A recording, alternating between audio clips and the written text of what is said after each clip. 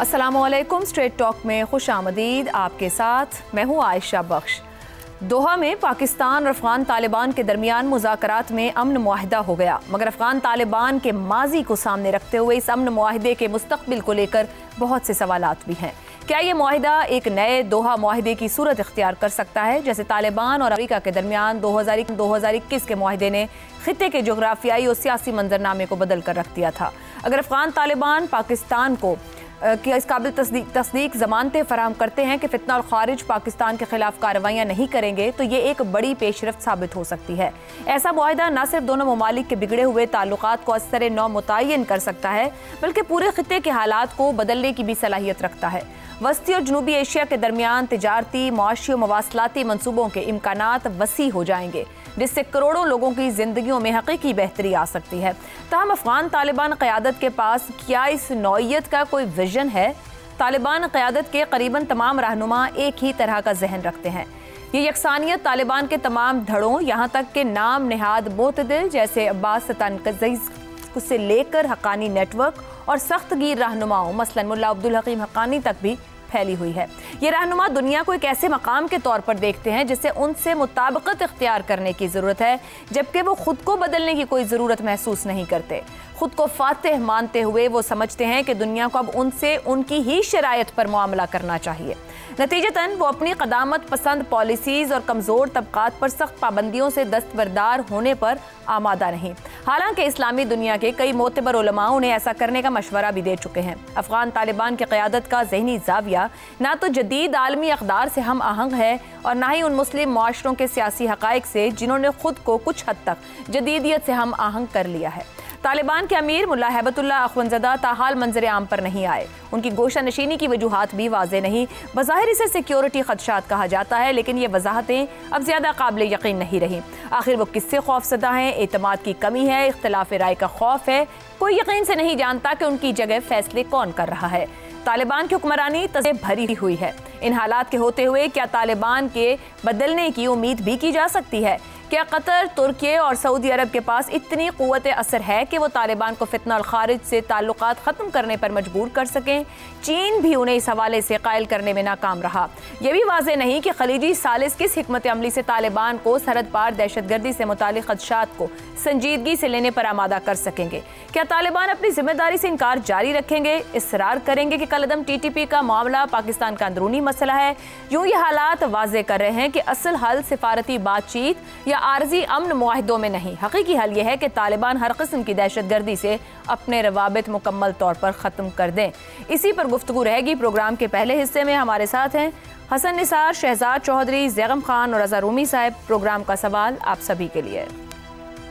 दोहा अमन मुआहिदा पाकिस्तान और अफगानिस्तान अमन का आगाज़ है या वक्त गुजारने का एक और हरबा? ज़ैगम साहब, जो तालिबान वन थे, उन्होंने उसामा बिन लादेन की खातिर अपनी हुकूमत गवाई थी। 20 सालों तक उसके बाद ये जंग करते रहे या जंग की हालत में रहे। क्या अब की बार तालिबान 2 नस्ली, लिसानी और फ़क़ी गिरोह यानी TTP के खिलाफ कार्रवाई के लिए तैयार हो जाएंगे, आगे बढ़ेंगे जो पाकिस्तान के मुतालबात हैं, या फिर कुछ वन वाला हाल करेंगे? देखिए, बहुत बड़ा मसला है। मसला ये है कि तालिबान इंतहा पसंद भी हैं, नस्ल परस्त भी हैं, कबायली भी हैं। उनसे बहुत सी गलत चीज़ों की आप तवक्कुआत कर सकते हैं और उन पर एतमाद करना बहुत मुश्किल काम है। लेकिन इस वक्त हम जिस सिमत में बढ़ रहे हैं उसमें हमें कुछ वक्त तो ज़ाहिर उम्मीद रखनी होगी, क्योंकि बिलाखिर बात मुज़ाकरात पर तो आती है।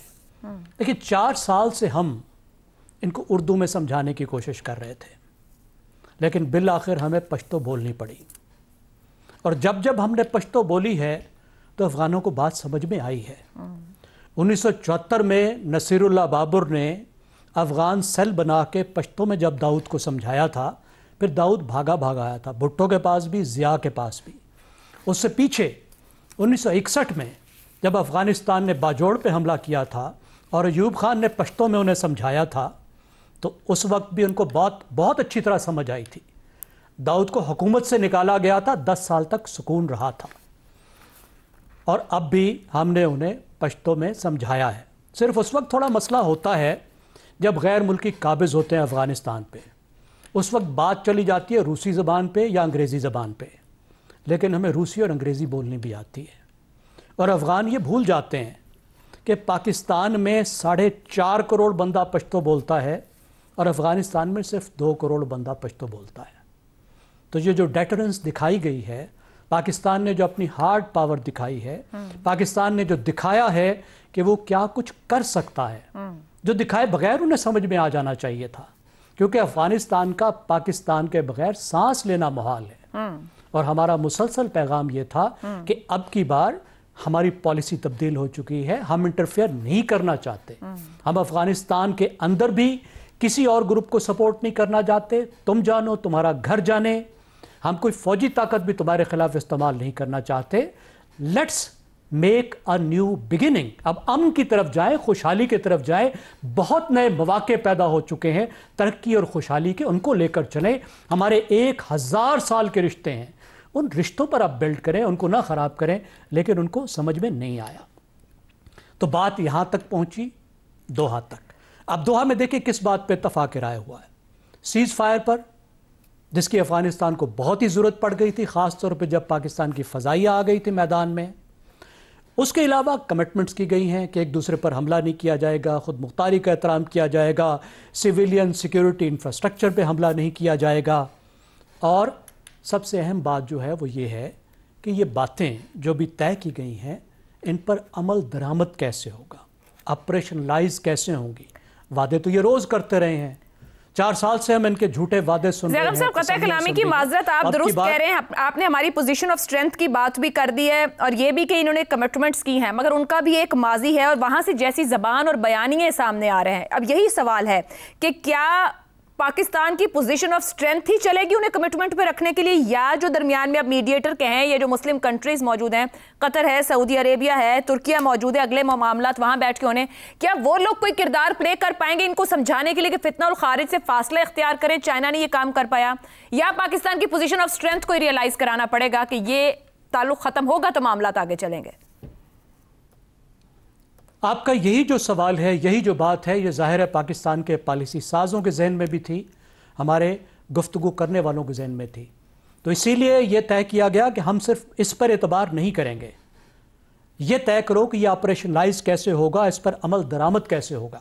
تو اس کے لیے اب 25 تاریخ کو یہ بات ہوگی کہ تھرڈ پارٹی مانیٹرنگ، یعنی جو درمیان میں ہمارے 2 دوست ملک آئے ہیں، ترکی آیا ہے اور اس وقت قطر آیا ہے، وہ اس عمل کو مانیٹر کیسے کریں گے تاکہ ہم پہلے کسی کو بتا سکیں، ان کو شکایت ہو تو وہ بھی بتا سکیں کہ اگر ہم نے دوبارہ پچھلی سچویشن پہ جانا ہے تو اس کے پہلے حجت تمام کر سکیں. پوری دنیا میں یہ بات واضح ہے اور وہ بتائیں وہاں پہ جو 25 تاریخ ہے، ان کو بتانا ہوگا کہ وہ دہشت گردوں کو کیسے قابو کریں گے، بارڈر مینجمنٹ کیسے ہوگی. یہ خالی بات اب کی بار وعدوں پہ نہیں ہے، وعدے نہیں ہے، یہ کنکریٹ اس کو آپریشنلائز کرنا ہوگا. لیکن چیلنجز موجود ہیں، اندرونی پریشر موجود ہیں. طالبان کی بھی جو اس وقت مسئلہ یہ ہے کہ طالبان کو سوشل میڈیا کی دم ہلا رہی ہے، اور وہ جو دم ہے وہ ان ایکسپیٹ غیر ملک میں رہنے والے افغانوں کے ہاتھ میں ہے جو پاکستان سے شدید نفرت کرتے ہیں. اور اگر انہوں نے دوبارہ کرتوت کیے تو پاکستان پر بھی بہت پریشر ہوگا کہ وہ جواب دے. سوشل میڈیا تو موجود ہے اور وہ سب کے لیے کہیں نہ کہیں چیلنج ہے، مگر اس کے ساتھ ہی سروائیو کرنے میں شہزاد صاحب خود یہ جو افغان طالبان ہے، اگر ان کے لیڈر کی بات کریں مولانا ہیبت اللہ، وہ سامنے نہیں ہے، پس پردہ ہیں. اب فیصلے وہ کر رہے ہیں، کوئی اور کر رہا ہے. یہ قیادت کی کمزوری ہے، اہم فیصلوں سے ان کی لا علمی بھی نظر آئی رپورٹڈلی، یا پھر وہاں پہ کئی طرح کے گروپ موجود ہیں؟ یہ بھی ایک چیلنج ہو سکتا ہے. حقانی گروپ ہے، قندھاری گروپ ہے، پھر سخت گیر گروپس بھی موجود ہیں، ملا حکیم کا ہے، یا پھر معتدل گروپ موجود ہے. یہ ایک جزیات سے آری اسٹیٹ کہا جائے نہ کہا جائے، یا ان کا جو عارضی نظام موجود ہے، آپ کو لگتا ہے اس پوری سچویشن میں وہ ہاؤس آف کارڈز بھی ثابت ہو سکتا ہے، کوئی ایک لیڈر ہی نہیں کنٹرول کرنے کو جواب دہی کے لیے؟ دیکھیے، اس کے لیے افغانستان کی تاریخ کو نظر مار لیں نا. یعنی سوال آپ کا یہ ہے کہ افغانستان سدھرے گا یا نہیں، اس کا جواب ان کی تاریخ میں پنہا ہے.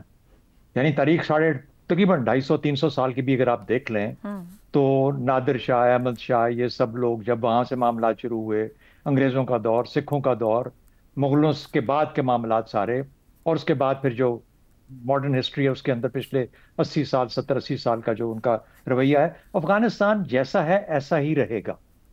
اب اس کو ہمارے لیے تو مسئلہ ہے ہی ہے، اور 80 سال سے مسئلہ ہے پاکستان کے لیے. تو ہم نے تو اس کے اندر کوئی سدھار آتے نہیں دیکھا. ظاہر شاہ کے زمانے میں بھی ایسا ہی تھا، سردار داؤد جب صدر بنا تو وہ بھی اسی قسم کے افغانستان کو لے کے چلا. پھر بعد میں جتنے لوگ آئے چاہے وہ جس بھی سوچ کے تھے ان کا ایسے ہی کام تھا. طالبان بھی ایسے ہی ہیں کیونکہ عوام وہی ہیں, عوام کی سوچ وہی ہے. دیکھیے ریاست اس وقت میں جس شکل میں موجود ہے, اگر ہم یہ بولیں کہ ریاست سردار داؤد کے زمانے میں تھی یا اس کے بعد والے 2-4 لوگ جو تھے ان کے زمانے میں اگر ریاست کی, ظاہر شاہ کے زمانے میں, تو اس کا رویہ وہی تھا, پاکستان دشمنی. پاکستان کا ہر دشمن سب سے پہلے جا کے افغانستان میں پناہ ڈھونڈتا تھا, اگر ملنا تھا اس کو تو افغانستان سے ملتا تھا. تو یہ تو ہو گئی حقیقت. لیکن اس کے باوجود 80 سال سے پاکستان نے مینج کیا ہے افغانستان کو. آج سوال ہمارے سامنے یہ ہے کہ ہم اس کو مینج کریں گے یا ہم اس کو کنفرنٹ کریں گے. اور کنفرنٹیشن کا مطلب آپ سمجھتے ہیں, ایک چھوٹی سی ہم نے جھلک پچھلے دنوں کے اندر آئی. اب سوال یہ پیدا ہوتا ہے کہ افغانستان کس حد تک آپ کے اوپر ڈیپینڈنٹ ہے, دار و مدار کتنا ہے اس کا. میرے حساب سے تو بہت زیادہ دار و مدار ہے اس کا. یعنی اس کے عوام کی آگے چلنے کے لیے, اس کی حکومت کے لیے جو بھی کچھ معاملات چاہیے, یعنی جہاں پہ عوام انکمفرٹیبل ہو جائیں تو وہاں پہ ڈی اسٹیبلائزیشن بہت آسان ہو جاتی ہے. آپ کے ہاتھ میں کیا ہے؟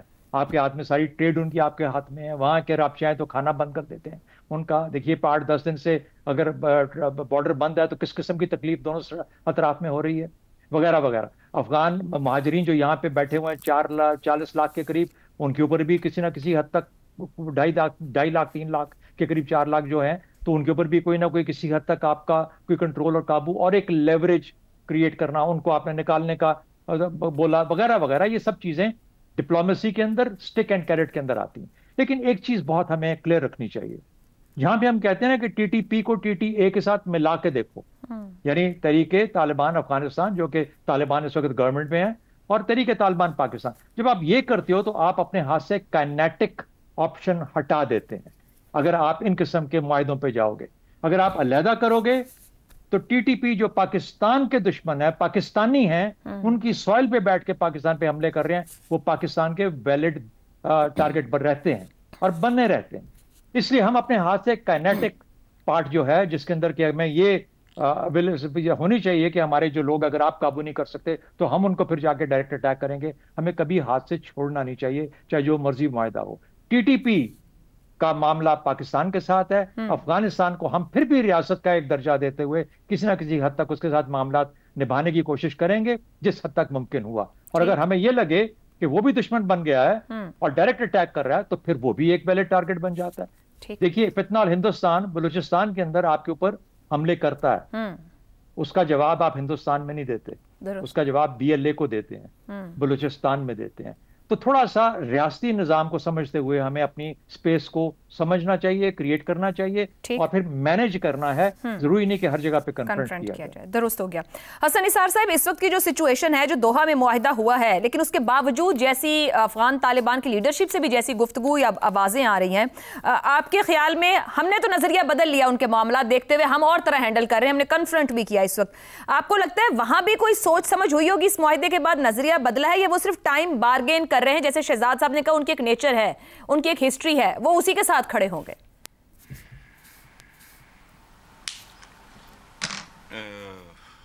آپ نے افغانوں کے ماضی کا حوالہ دے کے اور اس بات کا حوالہ زیغم صاحب نے بھی دیا ہے, شہزاد صاحب نے بھی دیا ہے, بیسیکلی تو جواب دے دیا آپ نے. تھوڑی ڈنڈی مار گئے ہیں شہزاد صاحب. محمود غزنوی سے لے کے آج تک صدیوں پہ محیط ماضی ان کے ڈی این اے میں گھس چکا ہے, یہ ان کے ڈی این اے میں گھس چکا ہے. وقت کی تبدیلی ان کی کھوپڑیوں میں نہ آئی ہے نہ آئے گی. اب چلو آگے.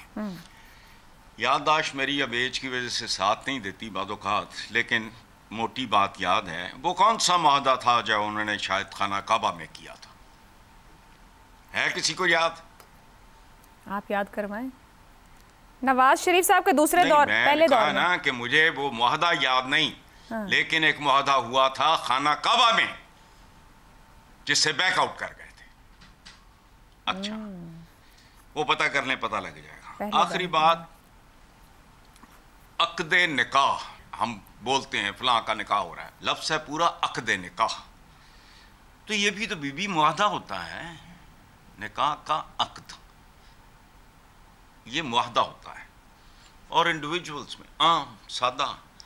اس میں بھی طلاق یا خلا کو آپ رائٹ آف نہیں کر سکتے. اس کا پروویژن وہ یہ ایک ریالٹی ہے. ناپسندیدہ بات ہے لیکن ایکسیپٹیبل ہے.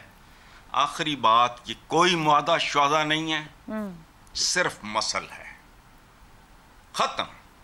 باٹم لائن یہ صرف یہ کھادا پیتا لاہدات باقی احمد شاہدہ اور نادر شاہ وغیرہ نہیں, غلاظت سے بھری ہوئی خون آلود تاریخ ہے. کبھی پتا کرو, پنجاب میں شوہر کے لیے ایک لفظ استعمال ہوتا ہے, اردو میں کہتے ہیں خصم. خصم نکلا ہے مخاصمت سے. اس کی تاریخ پڑھو, ایک ہفتہ نیند نہیں آئے گی. مسل بس. یہ جو کہتے ہیں نا خصم کا لفظ شوہر کے لیے, جی یہ کہاں سے آیا, جو پھر خالص پنجابی میں آ کے قسم بن گیا. کبھی پڑھو. ٹھیک ہو گیا. قطعاً ناقابل اعتبار انپریڈکٹیبل لوگ, کہ تو اندر سوائے جرائم کے ہے ہی کچھ نہیں. صحیح ہو گیا. جب تک مسل تھا ٹھیک تھا. ناقابل اعتبار انپریڈکٹیبل لوگ. اب رضا رومی صاحب, اس پوری سچویشن میں ایک معاملہ ہے سرحد پار ہمارے اور افغانستان کے درمیان, دوسرا معاملہ حالیہ افغان وزیر خارجہ کا دورہ بھارت بھی ہے, جو کہ ایک اور فیکٹر اس کے اندر ایڈ ہو رہا ہے, اور جس کے بعد ان کی بھی لینگویج میں یا ان کے بھی کریکٹر میں ہمیں تبدیلی نظر آ رہی ہے.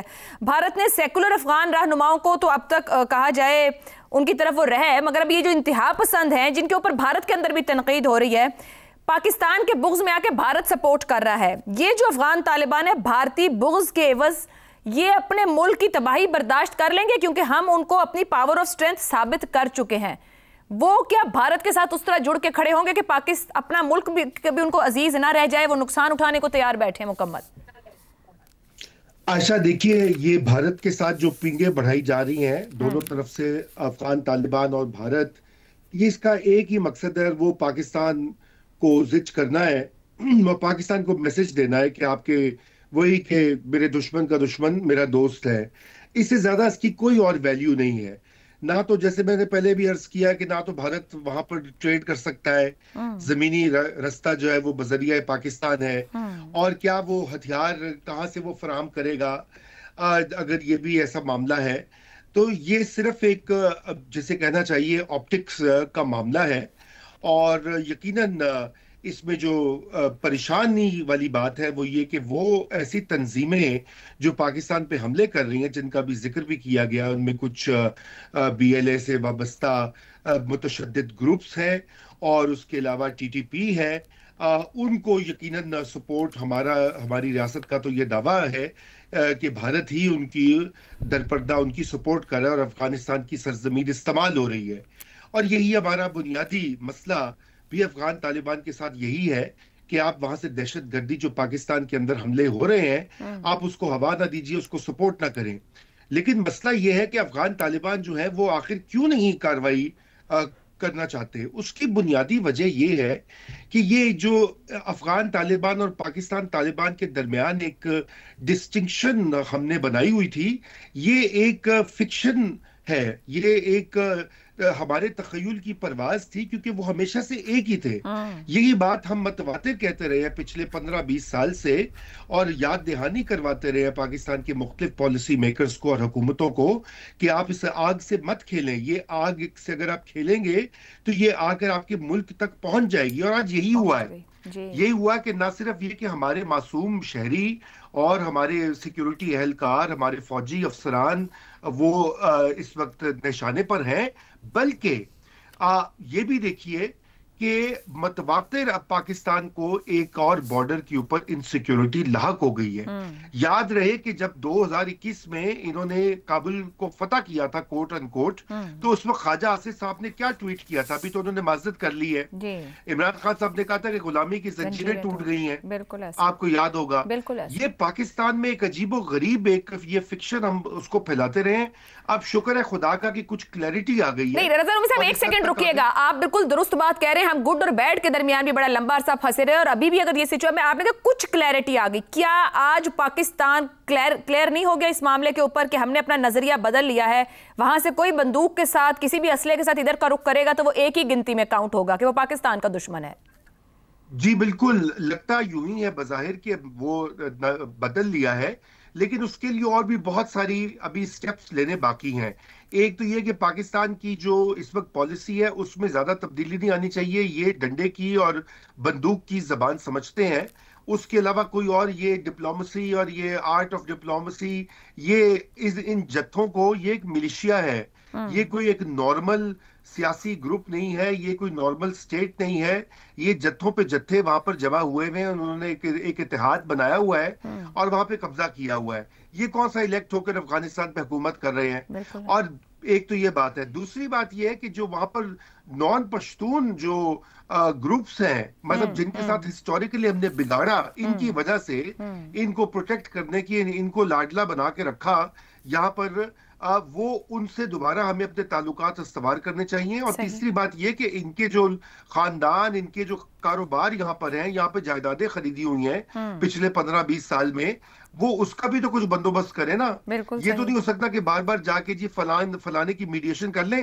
اب ایک واضح پالیسی ہونی چاہیے کہ ہم ایک فنکشنل نارمل ریاست ہیں، اور ہماری جو ایک پالیسی ہے وہ واضح ہونی چاہیے کہ ہم اس طرح کے جتھوں کے ساتھ ان کے ہاتھوں بلیک میل نہیں ہوں گے، اور اس کے آگے جو بھی کاروائی ہونی چاہیے، کائنیٹک ہو نان کائنیٹک ہو، وہ یقیناً ہمارے جو ہے پالیسی میکرز کریں گے۔ جی بالکل درست ہو گیا۔ گفتگو کنکلوڈ کریں گے کہ جنہیں تخریب کی عادت ہو جائے یا ڈنڈے بندوق سے چلنے کی عادت ہو جائے یا اس کے ساتھ آگے بڑھتے ہوں، وہ تعمیر کی اہمیت یا اس ویژن کو سمجھ ہی نہیں پاتے ہیں، اور یہ یہاں پر ریئلائز کرانا پاکستان کا بھی کام ہے، افغانستان کو، دنیا کا بھی کام ہے۔ ایک بریک لیتے ہیں، بریک سے واپس آئیں گے تو ہم بات کریں گے کہ دنیا بھوک کے بحران کی دہلیز پر اور پاکستان شدید غذائی بحران کا شکار۔ گفتگو اس بریک کے بعد۔ پروگرام میں ایک بار پھر خوش آمدید۔ دنیا بھوک کے بحران کی دہلیز پر کھڑی ہے۔ اقوام متحدہ کے ورلڈ فوڈ پروگرام کے مطابق اس سال عالمی امداد میں 40% کمی ہوئی۔ مزید 1,40,00,000 افراد کو بھوک ایمرجنسی کا سامنا ہوگا۔ پاکستان بھی غذائی بحران کا شدید شکار ہے۔ ملک میں 5 سال سے کم عمر کے ہر 10 میں سے 4 بچے غذا کی کمی کا سامنا کر رہے ہیں۔ 29% بچے اپنی عمر سے کم وزن رکھتے ہیں۔ ملک میں 5 سال سے کم عمر 21 لاکھ سے زائد بچے سٹنٹنگ گروتھ کا شکار ہیں۔ 34% بچے قد کی کمی کا شکار ہیں، جبکہ 53% بچے خون کی کمی کا شکار ہیں۔ مجموعی طور پر پاکستان کے 40% بچے غذائی قلت اور نشو و نما کی کمی کے سنگین بحران میں مبتلا ہیں۔ قد اور ذہنی نشو و نما کی کمی کے حوالے سے پاکستان جنوبی ایشیا میں پہلے نمبر پر ہے۔ غذائی قلت کے باعث سالانہ 1,77,000 بچے جاں بحق بھی ہوتے ہیں۔ ان مسائل کے نتیجے میں بچوں کی ذہنی صلاحیتوں میں کمی، اسکول چھوڑنے کی شرح میں اضافہ اور پیداواری صلاحیتوں میں کمی واقع ہو رہی ہے۔ اس صورتحال کو مزید خطرناک بنانے والا عنصر موسمیاتی تبدیلی ہے۔ وزیر اعظم کے مشیر برائے موسمیاتی تبدیلی ڈاکٹر توقیر شاہ کے مطابق پاکستان دنیا کا 5واں سب سے زیادہ متاثرہ ملک ہے۔ موسمیاتی تبدیلیوں کے باعث قومی غذائی سلامتی دوہرے خطرات سے دوچار ہے۔ تباہ کن سیلاب، پانی کی کمی اور زرعی زمینوں کی بربادی نے خوراک کی پیداوار کو شدید متاثر کیا ہے۔ 2022 اور 25 کے سیلابوں نے لاکھوں ایکڑ زمین تباہ کی، کروڑوں افراد کو صاف پانی سے محروم کیا۔ 2030 تک موافقت کے لیے ملک کو سالانہ 7 سے 14 ارب ڈالر کی ضرورت ہے۔ ڈاکٹر توقیر شاہ کے مطابق پائیدار ترقیاتی اہداف میں صاف پانی اور بھوک کے خاتمے کے اہداف اس وقت تک ناقابل حصول رہیں گے جب تک ہم اس چیلنج کا سامنا براہ راست نہ کریں۔ عالمی امداد میں کمی ایک خطرے کی گھنٹی ہے، مگر اصل سوال یہ ہے کہ کیا اب بھی ہم خوراک جیسی بنیادی انسانی ضرورت کے لیے بیرونی سہاروں پر تکیہ کر سکتے ہیں؟ اسی پر گفتگو رکھیں گے۔ پینل کے لیے سوال: 40% بچے غذائی قلت کا شکار، مجموعی طور پر 20% آبادی کو خوراک کی کمی کا سامنا، آئندہ نسلوں کے لیے خوراک کے تحفظ کے بغیر معاشی ترقی ممکن بھی ہے۔ حسن نثار صاحب، اوپر میں نے فگرز رکھے، اگر بچوں کے یہ حالات ہیں جو مستقبل ہوتے ہیں تو کس طرح کی اور کیسی ترقی ہو پائے گی؟ کوئی نہیں ہو پائے گی، یہ آپ کو وہم کس نے ڈال دیا ہے بھائی؟ آپ بات کر رہے ہو 40% بچے غذائی قلت، یہ جو 40% جو غذائی قلت کا شکار نہیں ہیں وہ بھی زہر کھا رہے ہیں۔ چند دن پہلے میں نے اپنے پروگرام میں نہیں اعداد و شمار کے ساتھ بتایا ہے، شکل نہ بنائیں، فیکٹس بتائے ہیں۔ لاہور شہر میں جو قیامت ٹوٹی ہوئی ہے، کس نے بتایا مجھے؟ ریکارڈ پہ ہے، پنجاب فوڈ اتھارٹی کے ڈی جی نے۔ میں نے اپنے پروگرام میں ذکر کیا، سوائے زہر کے کچھ نہیں ہے۔ اور نام کیسے ہیں؟ پاکیزہ فلانا، داتا فلانا، یہ میں سب بول چکا ہوں۔ غذائی قلت کو مارو گولی، زہر سے پیٹ بھر رہے ہیں۔ اور ان کی تعداد اس سے بھی زیادہ ہے. اچھا, دوسری طرف رہ گیا بھوک, تو یہ تو کوئی ایشو ہی نہیں ہے. ہمارے عوام بھی بھوکے, اشرافیہ بھی بھوکی, خزانہ بھی بھوکا. بھوک کی قسمیں ہیں اور پھر اس کو مٹانے کی قسمیں ہیں. دیکھو, کاش منشوروں, وعدوں, تقریروں, آئینوں سے پیٹ بھر سکتے تو پوری قوم کو افارا ہوتا. آقا کا ایک فرمان ہے سیدھا سادہ. کائنات کے سب سے بڑے اکانومسٹ بھی وہی تھے. انہوں نے کہا تھا کہ جب کچھ لوگوں میں, کسی انسانی معاشرے میں جب کچھ لوگوں میں ضرورتوں سے بہت زیادہ کچھ لوگوں کے پاس جمع ہو جائے تو یہ جان لو کہ بھاری اکثریت بنیادی ضرورتوں سے بھی محروم ہو گئی. ختم. ٹھیک, یہ اکانومی ہے. درست کہا, درست کہا. زیغم صاحب, غذائی سلامتی, معاشی سلامتی, ملکی سلامتی سبھی کہیں نہ کہیں ایک دوسرے سے جڑے ہیں اور موسمیاتی تبدیلیاں اس کو خطرات کو بڑھا رہی ہیں. جو ڈاکٹر توقیر کہہ رہے ہیں 2030 تک موافقت کے لیے 7 سے 14 ارب ڈالر چاہیے. ہم تو 1 ارب ڈالر IMF سے لینے کے لیے پتہ نہیں کیا کچھ یہاں پہ چل رہا ہوتا ہے. تو کس طرح ممکن ہے کہ اتنے پیسے صحت اور غذائی قلت دور کرنے کے لیے رکھے جائیں گے؟ آیا ممکن بھی ہو پائے گا کیا یہ؟ عائشہ, پہلی بات تو یہ ہے کہ حسن نثار صاحب نے آپ کے سوال کا جواب دے دیا ہے, میں صرف اس کی تفصیل دے سکتا ہوں. آپ نے بتایا کہ پاکستان میں کتنا بڑا غذائی بحران ہے, کس طرح سے بھوک ہے. کیا آپ کو معلوم ہے کہ پاکستان گندم پیدا کرنے والا دنیا کا 7واں بڑا ملک ہے, چاول برآمد کرنے والے ٹاپ 10 ملکوں میں سے ایک ہے, دودھ پیدا کرنے والے دنیا کے سب سے بڑے 5 ملکوں میں سے ایک ہے, گوشت دونوں بیف اور مٹن اس کو پیدا کرنے والے دنیا کے ٹاپ 10 ملکوں میں سے ایک ہے. پھر بھی لوگ بھوکے ہیں, پھر بھی سٹنٹنگ ہے, صحیح, کون کھا رہا ہے سب کچھ, پھر بھی لوگ بھوک کا شکار ہیں. تو جواب انہوں نے دے دیا نا, ڈسٹریبیوشن کا چیلنج ہے. یہ ناانصاف معاشرہ ہے, ناانصاف معیشت ہے, ناانصاف حکومت ہے. ظاہر ہے آدھوں کو تو یہ سب میسر ہے اور آدھوں کے پاس کچھ بھی نہیں ہے. آپ غربت دیکھ لیں نا, جو آپ نے فگرز بتائے وہ غربت کی فگر سے کوئنسائڈ کرتے ہیں. آپ کے بھوک کے اعداد و شمار غربت کے اعداد و شمار سے مکمل مطابقت رکھتے ہیں. یعنی 35 سے 40% آپ کی ورلڈ بینک والی غربت ہے جو $2.15 کی ہوتی ہے, انتہائی غربت. ملٹی ڈائمیشنل پاورٹی آپ نے گنی, تمام چیزیں گن کر وہ بھی 38% ہے. اتنے ہی آپ کے پاس بھوکے ہیں, اتنا ہی بچوں کے مسئلے ہیں. تو آپ نے معیشت وہ بنائی ہے جو غریب کو کیٹر نہیں کر رہی, اس کو ہر چیز سے محروم کر رہی ہے. بار بار وہ معاشی بحران آتے ہیں جو ایسی مہنگائی لاتے ہیں کہ غریب کے لیے پیٹ بھرنا سال ہر سال کے لیے مشکل ہو جاتا ہے. درست ہو گیا. وہ بیچارہ روٹی نہیں کھا سکتا, کیلریز پوری نہیں کر سکتا. جب یہ مصنوعی بحران آتے ہیں, مکمل طور پہ مصنوعی ہوتے ہیں, مکمل طور پہ گورننس کی ناکامی کا نتیجہ ہوتا ہے. ٹھیک ہو گیا. اور پھر اوپر یہ غیر قدرتی آفتیں آنے لگ گئی ہیں جو قدرتی نہیں ہیں, کیونکہ یہ خاص غریبوں کو جا کے ہٹ کر رہی. قدرتی تو وہ جو غریب امیر سب کو مارے نا. درست ہو گیا زیغم صاحب. تو پھر وہ آپ کا پوائنٹ چیلنج ڈسٹریبیوشن کا ہے, یعنی گورننس پر سوال ہے تو بہت کچھ مگر گورننس نہیں ہے جو کہ انصاف کے ساتھ اس کو دے سکے. ایک بریک لیتے ہیں, بریک کے بعد رضا صاحب اور شہزاد صاحب کی رائے آپ کے سامنے رکھیں گے. پروگرام کے آخری حصے میں ایک بار پھر خوش آمدید. رضا صاحب, بریک سے پہلے چیلنج ان ڈسٹریبیوشن کی بات زیغم صاحب کر رہے تھے. 2002 میں وزارت صحت میں نیوٹریشن ونگ قائم کیا گیا. 23 سال ہو گئے ہیں, کئی حکومتیں آئی اور چلی گئیں. ہر سال سٹنٹنگ گروتھ کے لاکھوں کیسز سامنے آ رہے ہیں, اب تک کوئی حل نہیں ہے. مطلب صرف ڈسٹریبیوشن کی بات نہیں ہے, ہمارے پاس پرائرٹیز کی بھی ہمیں سمجھ نہیں ہے, کوئی ویژن نہیں ہے کہ کون سی پرائرٹی کو کہاں ہونا چاہیے. جی, بہت اہم بات ہے کہ یہ سارے مسائل جو ہیں بارہا اس کا ذکر ہوتا رہا ہے. بہت سارے دیکھیے سرویز جو ہیں UN کے بھی اور دیگر ادارے جو ہیں ورلڈ بینک جیسے, جو کہ پاکستان کو امداد بھی دے رہے ہیں, غذائی قلت کو ختم کرنے کے لیے.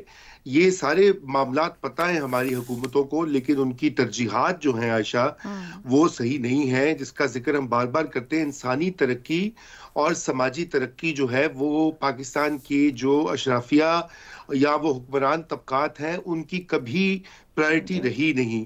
اور یہی وجہ ہے کہ اس کے لیے اب مجھے بہت خوشی ہے کہ آپ نے اس موضوع کو آج اٹھایا ہے، کیونکہ یہ بہت اہم نکتہ ہے جو کہ سمجھنا چاہیے کہ اگر آپ ایسی ایک قوم کو پیدا کریں جہاں پہ 40% جو ہے غذائی قلت ہے، اس پہ بہت سارے سٹنٹنگ ہے بچوں میں، تو پھر آگے بڑھ کر یہ آپ کیسے جسے کہنا چاہیے ایک ورک فورس کریٹ کر رہے ہیں جو کہ مستقل غذائی قلت کی وجہ سے، سٹنٹنگ کی وجہ سے اس طرح سے ملک میں کنٹریبیوٹ نہیں کر پائے گی.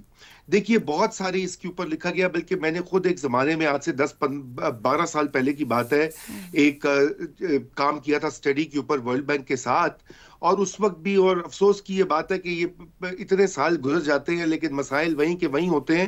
تو مجھے یاد ہے کہ اس میں بہت سارے جو ہم نے ریکمنڈیشنز دی تھی، میں آپ کو 3-4 گنوا دیتا ہوں.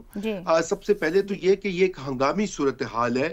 ویسٹنگ جو ہے، جو متاثرہ اضلاع ہیں وہاں کے بچوں کو فوری طور کے اوپر جو ہے ان کی صحت کو دیکھنا پڑے گا اور ٹیمیں بنا کر ان کو امداد دینی پڑے گی، کیونکہ وہ ایک کرٹیکل ایمرجنسی ہوتی ہے. دوسری چیز ہے کہ ماں اور بچوں کو نقد امداد کے ساتھ خدمات جو ہیں اس کا کام شروع ہوا تھا، بے نظیر نشو و نما پیکج، اس کو توسیع کرنا ضروری ہے اس کی. اور پھر تیسرے یہ کہ یہ جو فورٹیفیکیشن جسے کہا جاتا ہے، نیوٹریشن کے ایکسپرٹس جو ہیں کہ آٹے میں، تیل میں، گھی میں وٹامن اے اور ڈی جو ہے اس کو، یا وٹامن B12 جو ہے اس کو شامل کیا جائے، تاکہ جو کچھ بنیادی کھانا بھی وہ کھا رہے ہیں، روٹی یا گھی، اس سے ان کو غذائیت ملے. اور پھر بچوں کو اسکول میں رکھنے کا جو مام ہے کہ غذا کی معاونت اور بچوں کو اسکول میں رکھنے کا، وہاں پہ اسکول میلز دینے کا بھی پنجاب میں پروگرام سٹارٹ بھی ہوا ہے. اور فائنلی عائشہ، جو بیماری جو مختلف ہیں اس میں صرف غذائی قلت نہیں ہے، جو پانی پینے کا پانی جو ہے اور حفظان صحت ہے وہ بھی اس سے لنکڈ ہے. اور یہی وجہ ہے کہ اب وقت آ گیا کہ احتساب کے لیے ہر ضلع پہ نیوٹریشن کا سکور کارڈ ہونا چاہیے، اور وہاں کی مقامی انتظامیہ اور جی درست ہو گیا. رضا رومی صاحب، آپ نے بڑے زبردست پوائنٹس رکھ دیے کیا کیا ہونا چاہیے. مگر شہزاد صاحب، یہ کیسے ممکن ہے کہ جب عالمی سطح پر تو اب امداد کم ہوگی، ڈاکٹر توقیر 5 سال میں 7 سے 14 ارب ڈالر کی موافقت کے لیے بات کریں، کہ معاشرے کا مستقبل ہی ترجیح نہ ہو اور اس کے اوپر کام نہ کیا جا رہا ہو، یہ کیسے ممکن ہے؟ دیکھیں عائشہ، کہا جاتا ہے کہ زراعت جو ہے وہ پاکستان کی معیشت کی ریڑھ کی ہڈی ہے. میں سمجھتا ہوں کہ زراعت جو ہے اور جو غذائی ضروریات ہیں جو زراعت سے پوری ہوتی ہیں، یہ پاکستان کی ریڑھ کی ہڈی ہے، صرف معیشت کی ریڑھ کی ہڈی نہیں ہے. چند فگرز، زیادہ باتیں ہو چکی، چند فگرز. 2050 میں اقوام متحدہ کی اپنی سٹڈی ہے کہ پاکستان کی جو آبادی ہے یہ 40 کروڑ ہو جائے گی. آج 25 کروڑ ہے، 15 کروڑ کا اضافہ اگلے 25 سال میں متوقع ہے. اچھا، پاکستان کی گورنمنٹ کی اپنی پریڈکشن ہے، اپنی ان کے فگرز ہیں 38 کروڑ کے. تو 38 اور 40 کروڑ کے بیچ میں آپ کی پاپولیشن ہے. کلائمیٹ کی جو افتاد ہے وہ اور بڑھتی جائے گی، زراعت کے جو پیٹرنز ہیں وہ بدلتے جائیں گے، آؤٹ پٹ اور پروڈکٹیوٹی کم سے کم تر ہوتی جائے گی، جو ماؤتھس ٹو فیڈ ہیں وہ بڑھتے جائیں گے اور بے انتہا بڑھ جائیں گے. قحط کا بہت بڑا خطرہ ہو جائے گا. تو اس لیے اگر آج کچھ کرنا ہے ان حکومتوں کو، تو جس طریقے سے آپ نے دہشت گردی کے خلاف ایک بیانیہ گھڑا اور اس کے اوپر ایک سب کے سب لوگ اکٹھے چلانے کی کوشش کر رہے ہیں، اسی طریقے سے پاپولیشن کنٹرول، فوڈ سیکیورٹی اور کلائمیٹ کا جو ہے، ان سب کی ایسی وزارتیں ہونی چاہیے. یہ لپ سروس والا کام نہیں ہے. ان کی وزارتیں بنائیے اور ان وزارتوں کے اندر ایک کنٹینیوٹی کے ساتھ اپنی پالیسیز بنا کے لے کے چلیں، تاکہ پاکستان 2050 میں ایک وائبل ریاست رہ جائے، خدا نہ خواستہ قحط کے نیچے ختم ہو کے نہ رہ جائے. درست ہو گیا جی. ویری ویلڈ پوائنٹس تمام پینل نے رکھے. تو آخر یہیں پر کنکلوڈ کرتے ہیں کہ عوام کو ہر دن یہ شعور دینا ضروری ہے کہ صحت اور صفائی کتنی اہم ہے اور کیا کچھ کھانا ضروری ہے، اور اسی طرح انتظامیہ کا احتساب ہر دن ضروری ہے کہ ان کے پاس جو ذمہ داریاں ہیں آیا وہ آگے ڈیلیور کر پا رہے ہیں کہ نہیں. پروگرام سے اتنا ہی، اجازت دیجیے. اللہ حافظ.